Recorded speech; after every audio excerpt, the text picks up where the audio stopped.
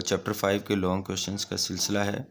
तो ये जो क्वेश्चंस मैं इस वक्त आपके सामने कर रहा हूँ, आपने सिर्फ वही प्रिपेयर करने हैं, इन्हीं में से एग्ज़ाम में आएगा। इसके अलावा और कोई क्वेश्चन करने की ज़रूरत नहीं है। तो ये शुरू वाली तरतीब के साथ 5.1, 2 और 3 के क्वेश्चंस मैंने इसमें से सिलेक्ट किए हुए हैं जो एग्ज़ाम्स में आ रहे हैं इस दफ़ा। तो सबसे पहला क्वेश्चन देखिएगा, ये क्वेश्चन है आपके सामने। बेटा ये सबसे पहले आपने फ्रैक्शन को प्रॉपर इम्प्रॉपर देखना होता है। तो ये एक प्रॉपर फ्रैक्शन है, ऊपर डिग्री 2 है, नीचे 3 है।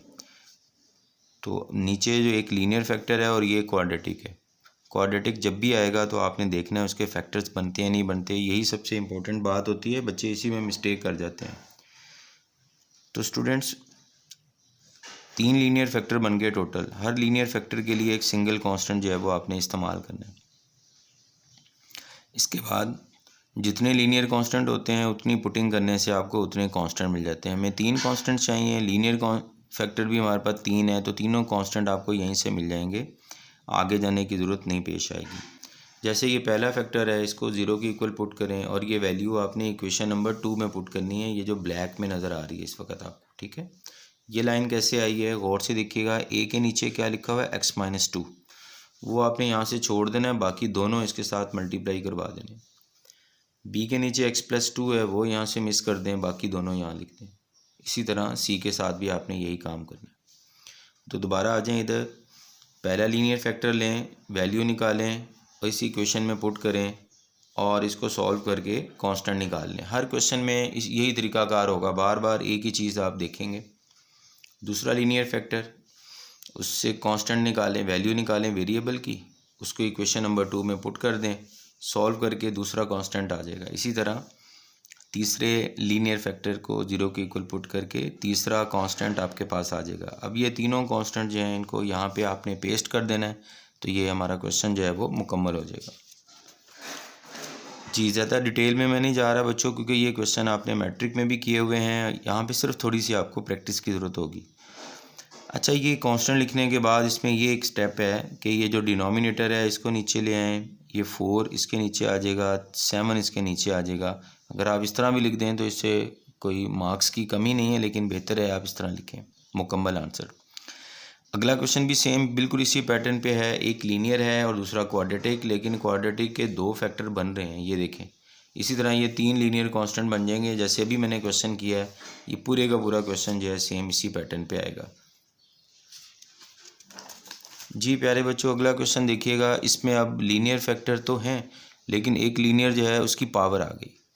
तो जब लीनियर की पावर आ जाए तो पहले आपने उसको सिंगल कांस्टेंट सिंगल ही इस्तेमाल करना है आपने, सिंगल पावर के साथ, फिर उसी लीनियर फैक्टर को पावर 2 के साथ। और ये जो आगे अलहदा से लीनियर फैक्टर एक पड़ा हुआ है उसके लिए ये तीसरा सिंगल कांस्टेंट आ गया आपके पास। जी अब आपने फ्रैक्शंस ख़त्म करनी है। ए के नीचे x+1 है, वो यहाँ से आप माइनस करवा दें, बाकी जो 2 फैक्टर बचेंगे वो इसके साथ आ गए। बी के नीचे ये लिखा हुआ है पावर 2 वाला, ये सारा छोड़ दें, इसके साथ खाली x-1 आ जाएगा। सी के नीचे x-1 है, वो यहाँ से छोड़ दें, x+1 का जो स्क्वायर है वो इसके साथ आ जाएगा। ठीक है, अब आपके पास लीनियर फैक्टर याद रखें 2 हैं, एक x+1 है और एक x-1 है, तो 2 ही पुटिंग्स होंगी। 2 पुटिंग से 2 कांस्टेंट मिलेंगे, तीसरा फिर हम कोफिशिएंट्स को कंपेयर करके निकालेंगे। तो पहला लीनियर फैक्टर मैं इसको यूज़ कर लेता हूँ, x-1 को 0 के इक्वल पुट किया, वैल्यू निकाली, वही सी इक्वेशन 2 में पुट करनी है आपने। x की वैल्यू 1 पुट करें, ये देखें 1 पुट करेंगे यहाँ पे, ये सारा 0 हो गया, ये भी 0 हो गया, एक कांस्टेंट बचेगा आपके पास।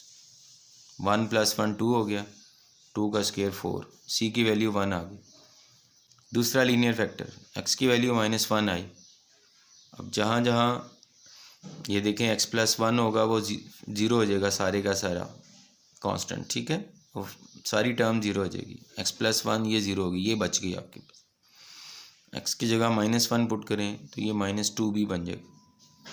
इधर आपने -1 पुट किया तो -4 आ गया, तो b की वैल्यू 2 आ गई।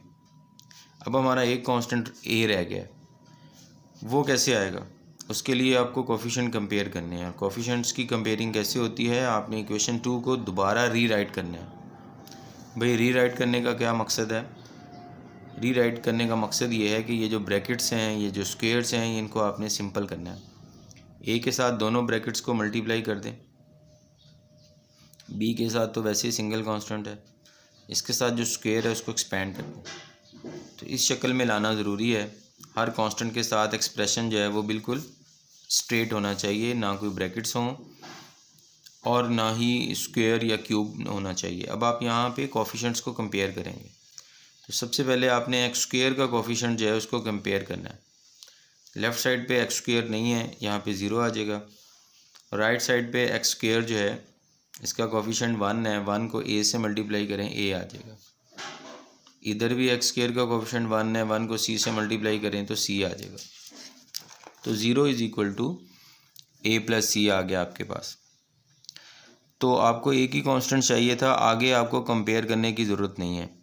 सी की वैल्यू ऑलरेडी आपके पास है, इस इक्वेशन में ये जो आपको हासिल हुई है इसमें पुट करें और ए की वैल्यू जो है वो आपके पास आ जाएगी। ठीक है, तो इस तरह ये तीनों कांस्टेंट मालूम हो गए। इक्वेशन 1 में जाके तीनों कांस्टेंट पेस्ट कर दें तो ये आंसर आ जाएगा आपके पास।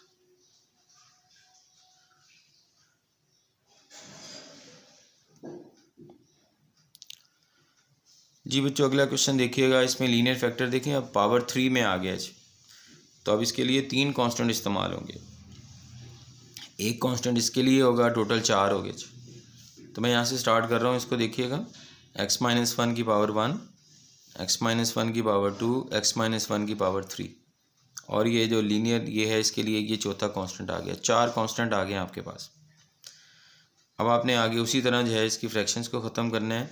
ए के नीचे x-1 लिखा हुआ है सिंगल पावर के साथ, पावर 1 आपने यहाँ से कम कर देनी है, पावर 2 बच गई और x+1 आ गया साथ। x-1 की पावर 2 है, पावर 2 यहाँ से कम कर दें तो बाकी क्या बचा, x-1 और x+1 वो b के साथ आ गई। c के नीचे पावर 3 है, ये सारे का सारा ये यहाँ से ख़त्म कर दें, ये बच गया x+1 c के साथ आ जाएगा। d के नीचे x+1 लिखा हुआ है, ये ख़त्म कर दें तो ये क्यूब जो है सारे का सारा d के साथ आ जाएगा। अब बच्चों अब यहाँ पे लीनियर कांस्टेंट आपके पास 2 हैं, तो 2 ही पुटिंग होंगी। ये देखें, एक पुटिंग यहाँ पे है, एक पुटिंग यहाँ पे। x-1 को 0 के इक्वल पुट करके वैल्यू निकालें। इक्वेशन आपने ये 2 में पुट करनी है तो एक कांस्टेंट आ जाएगा आपके पास c। दूसरे लीनियर फैक्टर को 0 के इक्वल पुट करके एक और कांस्टेंट d आ गया जी। c और d अब आपके पास हैं, a और b नहीं है आपके पास, वो कोफिशिएंट्स को कंपेयर करने से आएंगे।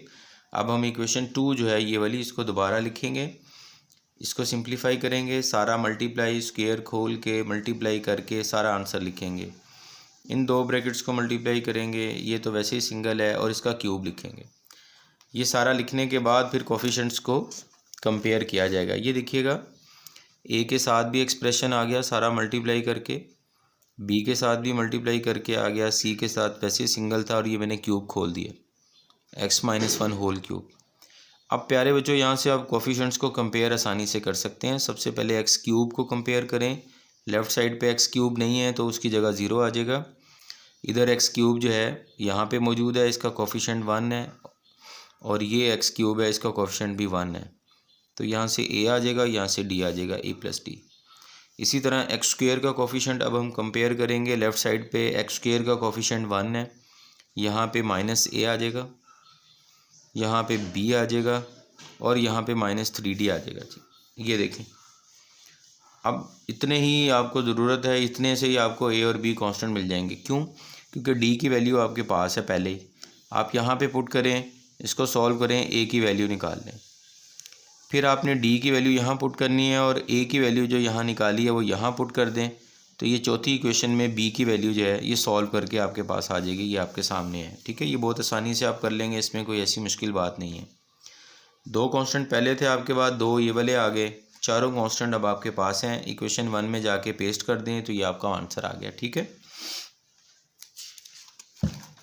जी बच्चों, ये वाला क्वेश्चन भी बिल्कुल सेम ऐसे ही है। x-1 होल क्यूब है, x-1 पहले सिंगल पावर में, फिर पावर 2 में, फिर पावर 3 में, और इसी तरह जैसे मैंने अभी क्वेश्चन किया है इसको आपने मुकम्मल कर लेना है। ये क्वेश्चन भी बिल्कुल वैसे ही है। x+2 जो है लीनियर फैक्टर पावर 3 में आ गया, पहले पावर 1 के साथ, फिर पावर 2 के साथ, फिर पावर 3 के साथ, बिल्कुल जैसे अभी मैंने क्वेश्चन किया है वैसे ही होगा ये भी। तो इसमें भी लीनियर फैक्टर आपके पास एक ही है, एक कांस्टेंट आपको मिलेगा, बाकी के लिए इक्वेशन रीराइट करनी पड़ेगी आपको, ठीक है। इसका स्क्वायर खोलेंगे, ये स्क्वायर खोल दिया, बाकी आगे सिंपल है और कोफिशिएंट्स को कंपेयर कर लीजिए। एक्स स्क्वायर को कंपेयर करके डायरेक्ट वैल्यू आ गई, एक्स को कंपेयर करेंगे तो ये इक्वेशन आ गई, ए की वैल्यू यहाँ पुट करें तो बी की वैल्यू आ जाएगी।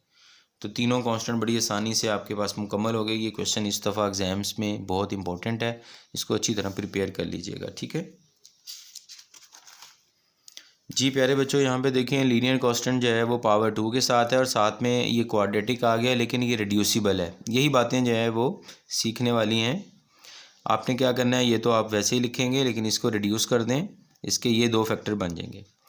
अब आप देखें ये जो फैक्टर है इसके साथ शामिल हो जाएगा, इसके साथ शामिल होकर ये पावर 3 में आ गया है। अब आपका असल क्वेश्चन ये बन गया जी, और इस तरह का क्वेश्चन अभी हमने किया है।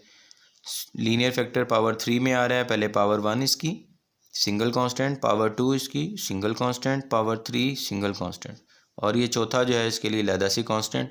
बिल्कुल अभी हमने इस तरह क्वेश्चन डील किया है, उसके मुताबिक आपने इसको मुकम्मल कर लेना है और चारों कांस्टेंट निकाल लेने हैं। दो कांस्टेंट, चूँकि दो लीनियर फैक्टर हैं, दो कांस्टेंट यहाँ से मिल जाएंगे आपको पुटिंग करने से, और दो के लिए आपको इक्वेशन 2 को रीराइट करना पड़ेगा। इसको सिंप्लीफाई करें, इसको सारा मल्टीप्लाई करके ये आंसर आ गया, इन दो को मल्टीप्लाई करेंगे ये आ गया। ये वैसे ही सिंगल है और इसका प्लस वाला क्यूब आप ओपन कर दें और उसके बाद कोफिशिएंट्स को कंपेयर कर लें।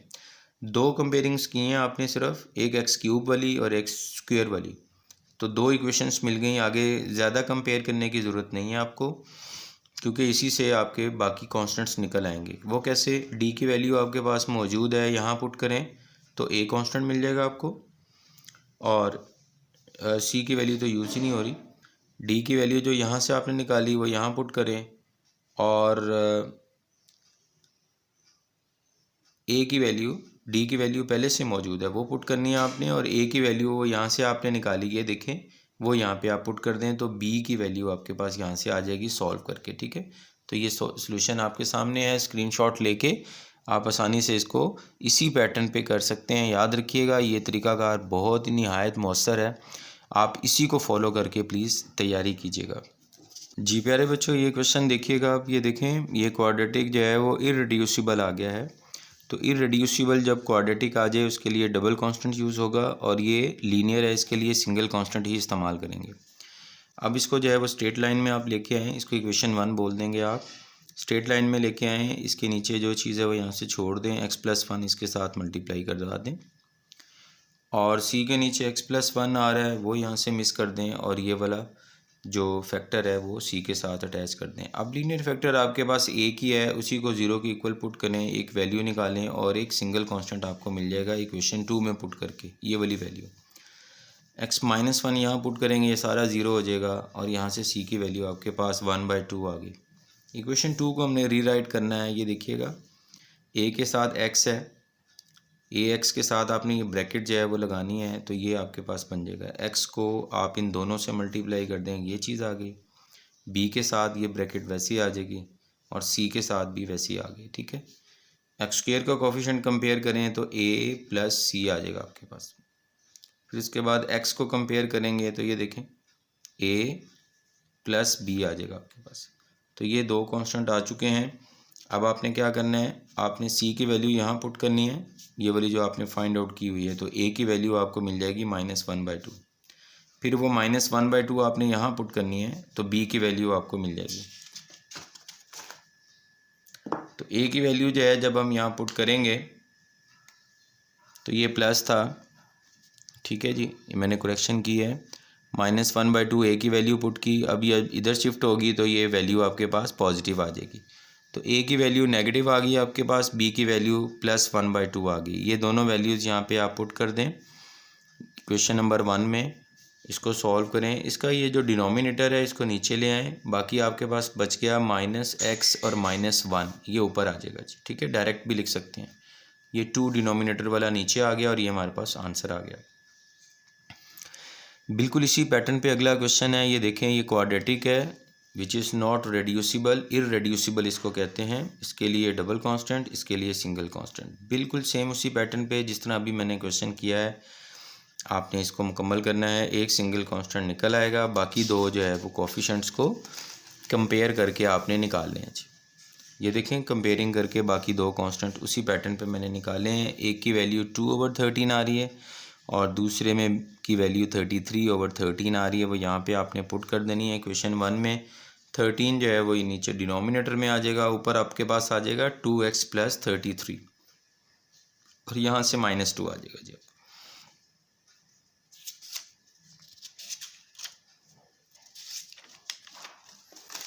जी बेटा अगला क्वेश्चन देखिएगा। अब देखें लीनियर फैक्टर जो है वो पावर में भी है और इररेड्यूसिबल क्वाड्रेटिक भी आ गया है। और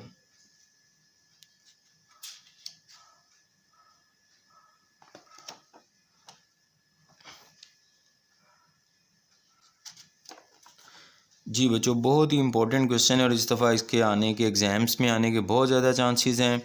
आप डिनोमिनेटर में देखें क्या लिखा हुआ है, x³ + 1। अब इसके फैक्टर्स बनते हैं ये वाले दो, ध्यान से देखें, एक लीनियर फैक्टर बना है और एक क्वाड्रेटिक बना है। तो लीनियर के लिए सिंगल कांस्टेंट और क्वाड्रेटिक के लिए डबल कांस्टेंट आप लिखेंगे, ठीक है। उसके बाद इक्वेशन को स्ट्रेट बनाएं, न्यूमरेटर इधर लिखें, a के नीचे x + 1 है वो यहाँ से छोड़ दें, दूसरी ब्रैकेट इसके साथ मल्टीप्लाई हो जाएगी। इसके नीचे ये लिखा हुआ है ये वाला फैक्टर वो यहाँ से मिस कर दें, बाकी क्या बचा x + 1 वो इसके साथ मल्टीप्लाई करवा दें। अब बच्चों इसमें लीनियर फैक्टर एक ही है आपके पास, उसको 0 के इक्वल पुट करें, वैल्यू निकालें, इसमें इक्वेशन में पुट करें। देखें यहाँ पे मैं -1 पुट करूँगा ना यहाँ पे, तो ये सारा 0 हो जाएगा।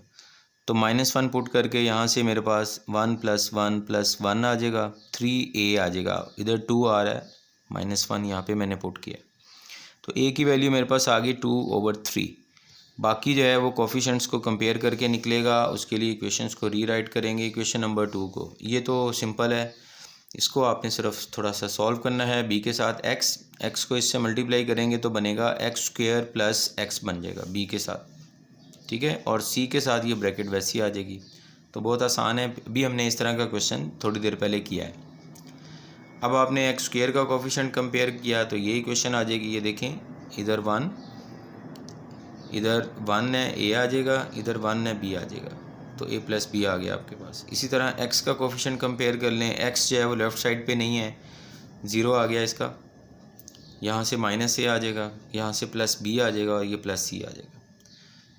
a की वैल्यू आपके पास मौजूद है, पहले वो यहाँ पुट करें और b की वैल्यू निकाल लें, फिर a और b यहाँ पुट करें और c की वैल्यू निकाल लें।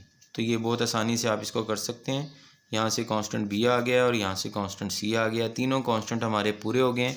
वो आप इक्वेशन 1 में पुट कर दें तो ये हमारा आंसर आ गया जी। उम्मीद है ये क्वेश्चंस आपको समझ में आए होंगे बच्चों, इन्हीं को आपने प्रिपेयर करना है, ठीक है, और यही एग्ज़ाम्स में आएंगे। ये हमारा फाइनल आंसर आ गया जी। वीडियो अच्छी लगी हो तो लाइक कीजिएगा, शेयर भी करें और चैनल को सब्सक्राइब भी कर लें ताकि